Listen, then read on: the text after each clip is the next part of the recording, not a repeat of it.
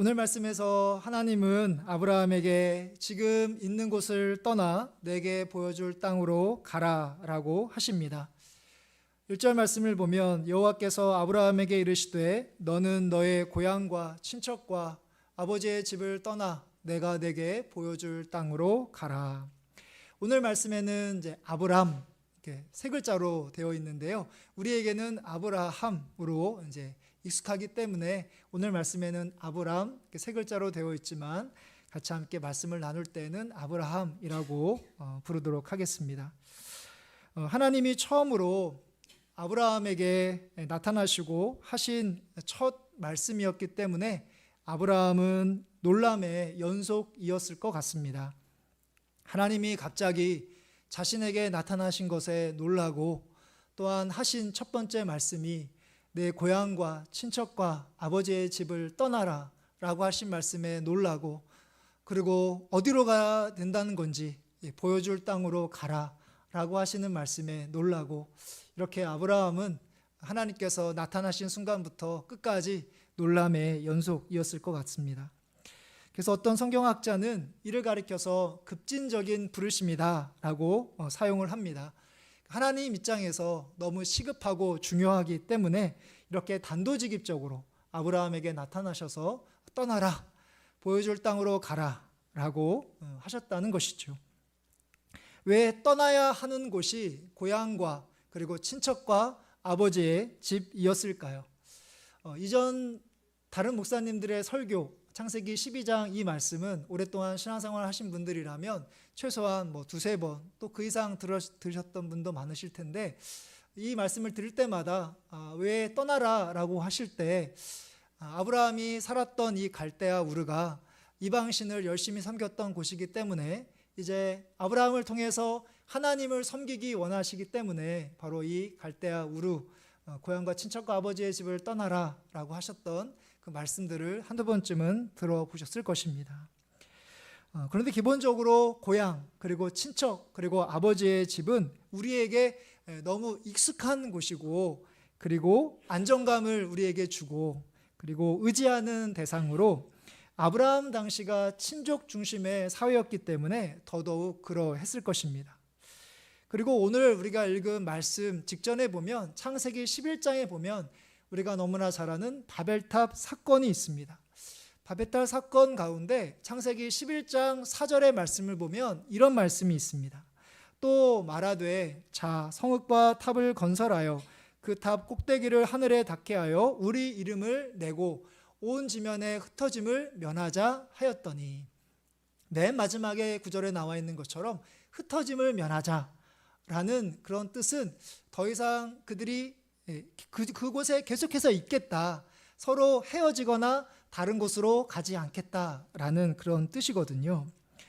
이렇게 물론 안정을 취하려는 게 결코 나쁘다 할 수 없는 게 우리가 불안하고 초조한 계속해서 떠나고 어디에 머무르지 못하고 계속해서 떠나는 것이 불안하고 그런 것들을 좋아하는 사람은 우리들 가운데 한 사람도 없을 것입니다.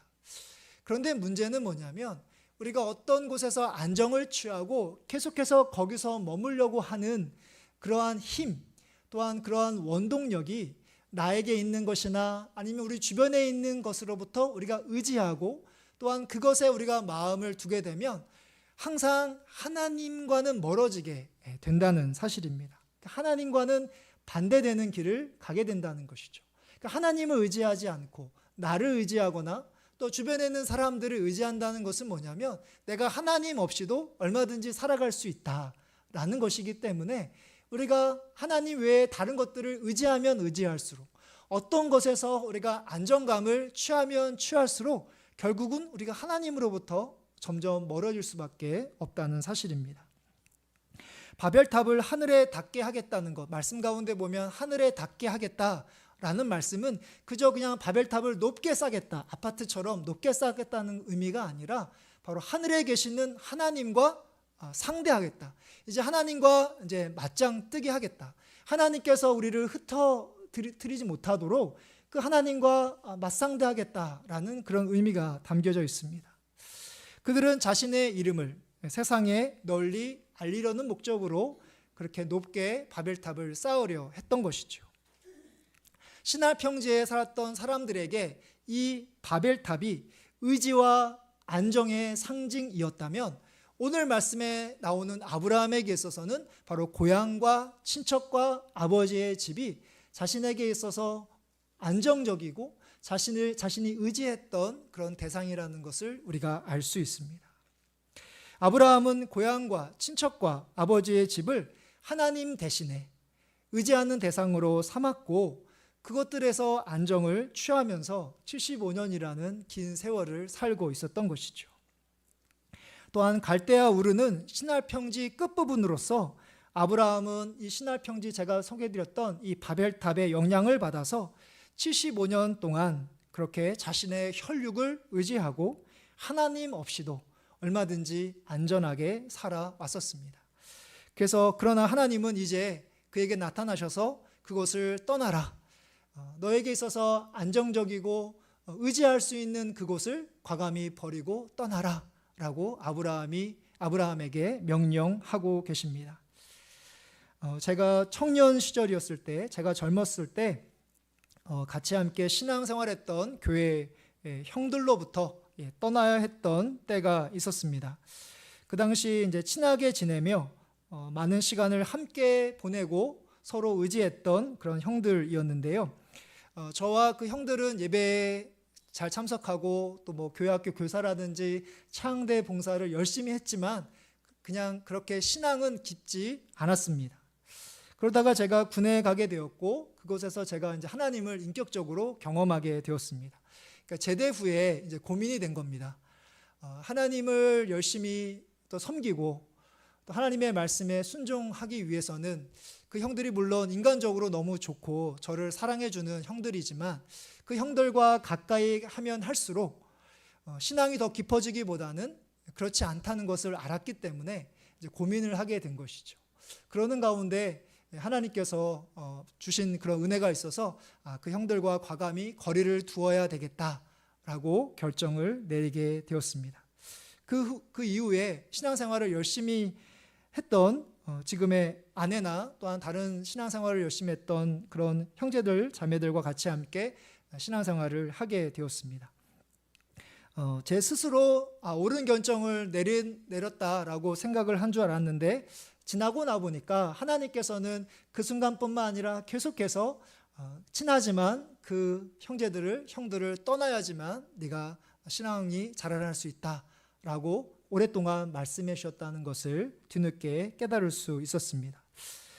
저처럼 친했던 친구들을 떠난 경우 그리고 믿지 않는 가정에 결혼을 하게 돼서 가정에 왔는데 나는 신앙을 갖고 있었는데 와보니까 제사를 열심히 지내는 그런 가정에서 내가 믿음을 지키기 위해서 그것들을 포기하고 그것들을 멀리했던 경우도 있었을 것입니다. 또한 직장 및 사회생활을 하시면서 사람들과의 관계와 진급을 위해서는 술자리도 하고 그들이 원하는 것들 때로는 눈도 감아주어야 하는데 술과 안 좋은 직장 문화를 멀리하는 경우도 여러분들에게 있었을 것입니다. 이렇게 크고 작은 그런 결정과 결단, 하나님께서 이것은 아니다, 떠나라, 버리라 하신 그런 일들에 여러분들이 순종하셨기 때문에 지금 이 순간까지 하나님을 믿는 신앙을 갖고 살아오게 하시는 은혜를 하나님께서 우리에게 베풀어 주셨는 줄 우리가 믿습니다.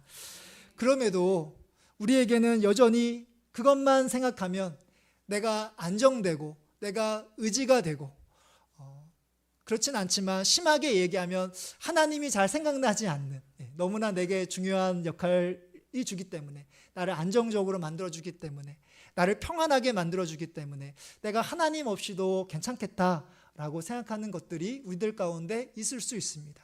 우리가 정말 자신하는 건강이라든지 또 우리가 갖고 있는 재물이라든지 또 우리가 의지하고 신뢰하는 그런 사람들이 우리 주변에 많이 있으면 우리는 그것들을 의지할 수 있는 것이죠. 그것들에서 더 안전하고 평안을 느껴서 우리가 하나님을 찾지 않는다면 우리는 하나님으로부터 얼마든지 멀어질 수 있습니다. 하나님께서 여러분들에게 이것을 떠나라라고 하시는 것 있으면 그것을 떠나시고 그것을 버려라라고 하시는 그런 말씀이 있다면 그것을 버리실 수 있는 그런 믿음의 결단이 여러분들 가운데 있어지기를 간절히 바랍니다. 하나님은 아브라함이 떠났을 때 주실 복을 2절부터 3절에서 말씀하고 계십니다. 2절부터 3절의 말씀을 보면 내가 너로 큰 민족을 이루고 내게 복을 주어 내 이름을 창대하게 하리니 너는 복이 될지라 땅의 모든 족속이 너로 말미암아 복을 얻을 것이라 라고 말씀하고 계십니다. 여기서 가장 자주 나오는 단어가 있다면 그것은 바로 복입니다. 복. 제 이름에도 있는 복인데요. 복. 복의 사전적인 정의는 삶에서 누리는 좋고 만족할 만한 행운 또는 거기서 얻는 행복이라고 사전에는 그렇게 정의를 하고 있었습니다. 하나님은 세 가지 복, 즉 큰 민족을 이루는 것, 또한 이름이 창대하게 되는 것, 그리고 땅의 모든 족속이 복을 얻는 것을 하나님께서 아브라함에게 약속하십니다. 그것을 떠나면 이러한 세 가지 복을 주실 것이다 라고 약속하십니다. 세 가지 복은 민족, 그리고 이름, 그리고 땅입니다. 민족, 이름, 땅. 이 세 가지 복을 듣는 순간 아브라함은 어떤 생각을 했을까요? 이 세 가지 복, 하나님으로부터 이 세 가지 복을 들었을 때 민족, 이제 아브라함이 노아의 세 아들 중에서 이제 셈의 그런 후손이었거든요. 나이가 셈의 족속인데 이 족속을 민족을 크게 하려나 보다라고 생각했을 것입니다. 또한 이름을 창대하게 해주실 것이다 라고 했을 때 내 아브라함이라는 이름을 많은 사람들에게 알려주려나 보다 라고 생각했을 것이고, 또한 땅에 대해서 이야기했을 때 내가 지금 살고 있는 것보다 훨씬 더 많은 땅을 소유하려나 보다 라고 아브라함은 그렇게 추측했을 것입니다.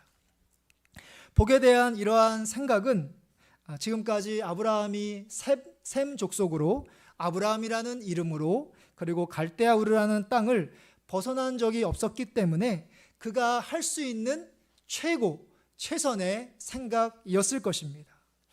그러나 하나님께서는 이 아브라함에게 그가 가지고 있었던 복의 의미와 복의 범위를 훨씬 더 뛰어넘는 복을 약속하고 계십니다.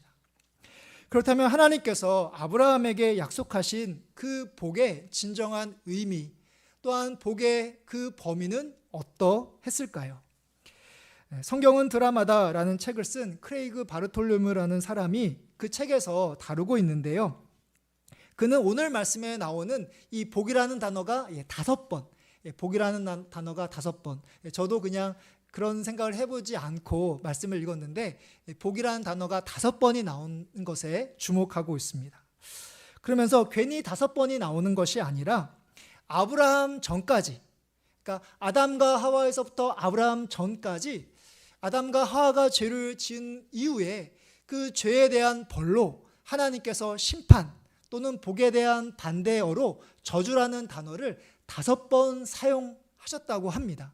그러니까 창세기 3장부터 오늘 말씀 12장 전까지, 그러니까 아브라함을 부르시기 전까지 이 저주라는 단어가 5번 나온다고 합니다.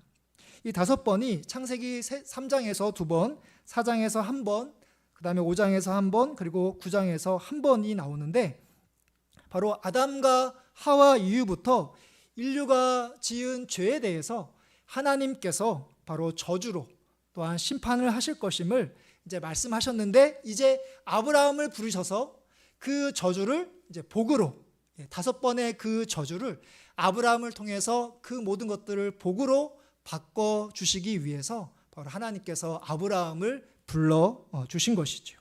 그는 이렇게 설명하고 있습니다. 인류를 향한 하나님의 저주 혹은 심판은 창세기 3장의 자유의 상실, 땅으로부터의 소외, 4장의 서로 간의 불화, 그리고 9장의 도덕적이고 퇴보들이 나타났습니다. 그 다음에 이제 화면에 있는 내용인데요. 이 부분이 중요합니다. 창세기 12장 1절부터 3절에서 축복이라는 단어를 5번 반복하신 것은 하나님이 아브라함을 통하여 창조 세계에 대한 심판의 결과를 역전시키기 위해 일하신다는 것을 선포하는 것입니다. 죄가 창조 세계에 하나님의 저주를 가져왔지만 하나님은 여전히 그분이 지으신 모든 것에 복을 주시려는 그분의 목적을 회복하시고 아브라함은 그러한 회복을 위한 통로가 될 것입니다.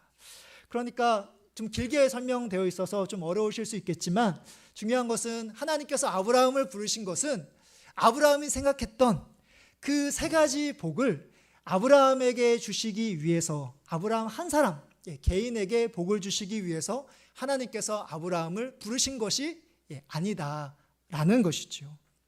아담에서부터 시작되어 아브라함 시대까지 그들이 죄악으로 하나님의 저주와 심판을 받을 수밖에 없었는데 이제 하나님께서는 아브라함을 부르셔서 그 심판과 저주를 받을 수밖에 없었던 그 사람들을 그냥 내버려 두시는 것이 아니라 아브라함을 통해서 이제 복을 받는 사람으로, 하나님께서 처음 이 세상을 만드셨을 때 그 모든 것들을 누리고 또한 다스리며 하나님의 말씀에 순종할 수 있는 하나님의 사람들이 되게 하는 것, 이 아브라함을 통해서 많은 사람들을 바로 하나님의 이 복을 누리게 하시려고 이 아브라함 한 사람을 택해 주셨다라는 사실입니다. 그러니까 정리하면 하나님께서 약속하신 그 복의 의미는 바로 죄악으로부터 우리가 경험할 수밖에 없는 저주와 심판을 복으로 바꿔주신 것이고요. 복의 범위는 아브라함 한 사람이 아니라 온 세상이라는 것이죠. 이 모든 것을 위해서 바로 아브라함이 한 사람 아브라함을 택하셔서 아브라함을 불러내고 계십니다. 이사야 58장의 말씀을 보면 하나님께서 이사야 선지자를 통해서 남유다 백성에게 하신 말씀이 있습니다. 이사야서 58장 11절부터 12절의 말씀인데요. 여호와가 너를 항상 인도하여 메마른 곳에서도 내 영혼을 만족하게 하며 내 뼈를 견고하게 하리니 너는 물된 동산 같겠고 물이 끊어지지 아니하는 샘 같을 것이라. 내게서 날 자들이 오래 황폐했던 곳들을 다시 세울 것이며 너는 역대 파괴된 기초를 쌓으리니 너를 일컬어 무너진 데를 보수하는 자라 할 것이며 길을 수축하여 거할 곳이 되게 하는 자라 하리라. 이 말씀은요, 이스라엘이 바벨론 포로 생활 가운데 있었던 그런 말씀입니다. 그러니까 그들이 바벨론 포로 생활을 하고 있었지만 하나님은 그 이스라엘을 통해서 메마른 곳이 샘물나게 하게 하는, 샘물이 되게 하며 또한 죄악으로 무너지고 황폐했던 곳을 다시 보수하고 세울 것임을 바로 하나님께서 이사야 선지자를 통해서 약속하고 계십니다. 우리가 주일 예배 때마다 서로를 축복하며 부르는 축복성이 있습니다. 광고 전에 같이 함께 나눴던 축복성인데요. 하나님께서 당신을 통해 메마른 땅에 샘물나게 하시기를, 가난한 영혼, 목마른 영혼, 당신을 통해 주사랑 알기 원하네 라는 아주 짧은 그런 축복성입니다. 불과 1, 2분밖에 안 되는 짧은 찬양이지만 저에게 있어서 예배 순서 가운데 가장 마음이 뜨거워지고 또한 이 찬양을 부를 때면 하나님을 향하여 기쁨과 소망이 생기는 찬양이 바로 이 찬양입니다. 연세가 있으신 분들은 이 찬양을 부를 때마다 무슨 내가 메마른 땅에 샘물나게 하는 그런 존재일까? 또는 나를 통해 가난하고 목마른 사람들이 무슨 주님의 사랑을 알게 할 수 있을까? 라고 우리가 연세가 있으신 분들은 생각하실지 모르지만 그것은 여러분들 개인의 인간적인 생각입니다. 우리는 정말 그럴 수 없을지 모릅니다. 하지만 하나님은 여러분들을 부르셔서 가난한 사람들과 목마른 사람들이, 여전히 하나님을 알지 못한 사람들이 하나님을 알게 하시려고, 구원받은 백성으로 삶을 살게 하시려고 바로 여러분들을 부르셔서 예수님을 믿게 하셨다는 사실입니다.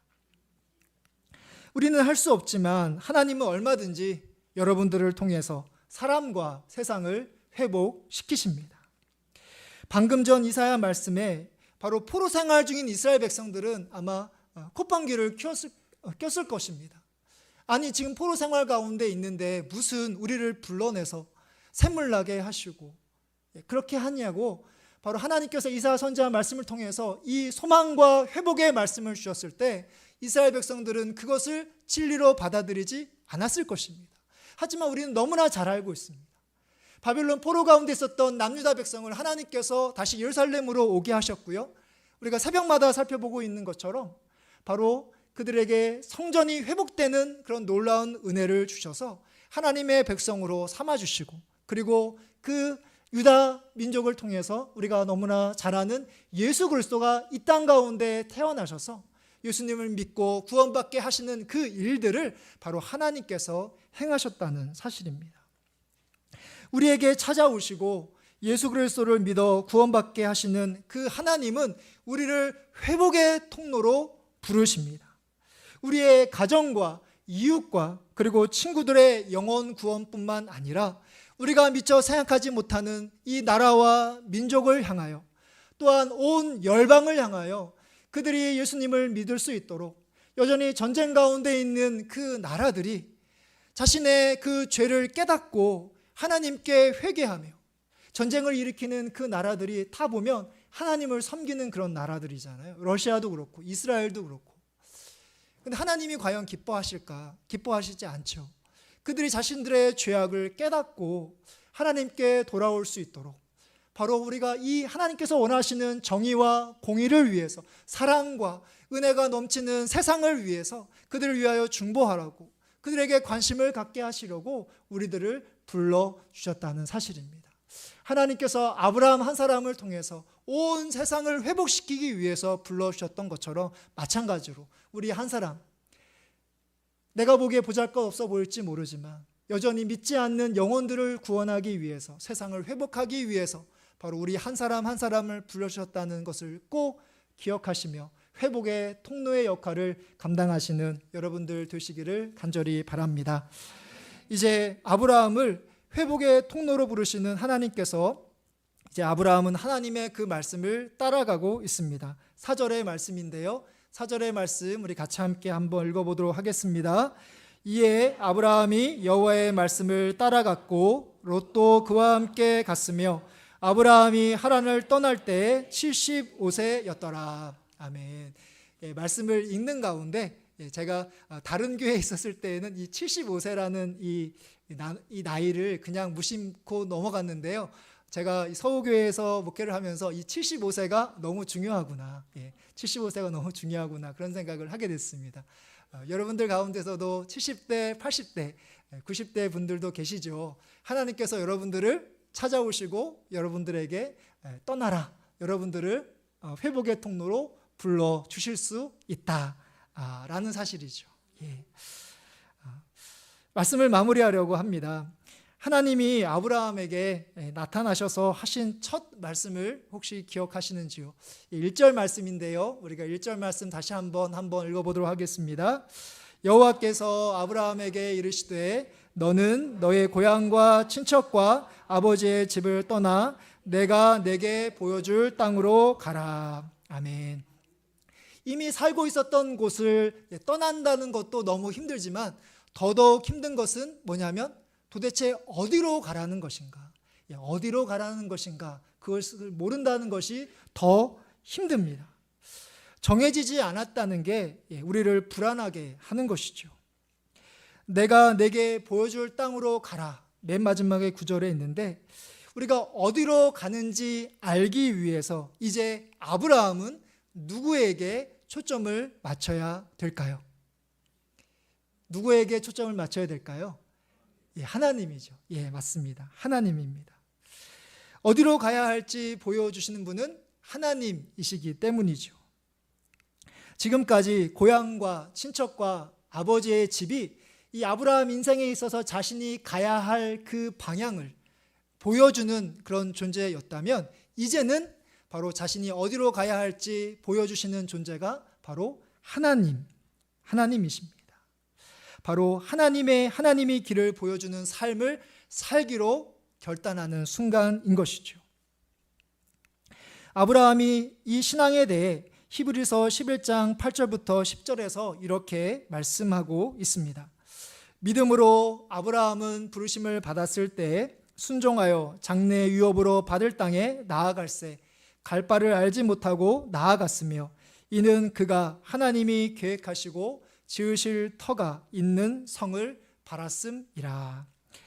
갈 바를 알지 못했지만 부르심에 순종하는 자에게 바로 성을 주시는 이 하나님을 바라보고 있습니다. 그러니까 아브라함에게 있어서 떠나서 보여줄 땅으로 가라 라고 하시는 이 하나님의 말씀은 바로 이 땅이 중요한 것이 아니라 바로 하나님, 그 땅을 보여주시는 그 하나님을 향한 부르심입니다. 그러니까 하나님께서 아브라함에게 하나님이 아닌 다른 것들을 향하여 지금까지 인생을 살아왔는데 이제는 하나님을 향하여 하나님께 초점을 맞추는 삶을 향해 바로 하나님께서 아브라함을 75세에 부르고 계시는 것이죠. 하나님이 우리에게 무언가를 그래서 떠나라 또한 무엇을 버려라 라고 하시며 여러분들 두려운 마음이 계시죠. 이 오늘 아브라함 말씀을 보면서 젊었을 때나 지금이나 나한테 찾아오셔서 떠나라 라고 하시면 어떨까, 나를 선교사로 가라고 하시면 어떨까, 이런 불안한 마음으로 두려운 마음으로 이 말씀을 대하셨던 속으로 다행이다, 아브라함에게 나타나셔서 나에게 나타나시지 않은 것에 대해서 다행이다 라고 생각하시는 분들이 계실지 모르겠는데요, 우리는 나에게서 떠나라 또 무엇을 버려라 라고 하시면 우리가 걱정을 합니다. 그렇게 되면 어떡할까? 우리가 예상을 하고 상상을 합니다. 아무것도 없어지고 불안정하게 되고 모든 것을 버려야 되는 것은 아닐까? 우리가 이렇게 예상하고 상상하면 하나님의 말씀에 순종하기가 어렵습니다. 그 순간 우리가 앞으로 어떻게 될 것을 생각하지 마시고 하나님을 생각하십시오. 하나님께서 여러분들 가운데 지금까지 어떻게 인도해 주셨는가, 그 하나님을 생각하신다면, 또 오늘 말씀에 나와 있는 이 아브라함, 모든 것을 버리고 떠났을 때 바로 나중에는 이것과 비교할 수 없는 것들로 풍성하게 채워주시는 그 하나님을 우리가 알기 때문에, 하나님께서 우리에게 떠나라, 버려라 라고 하셨을 때 우리가 순종할 수 있는 것입니다.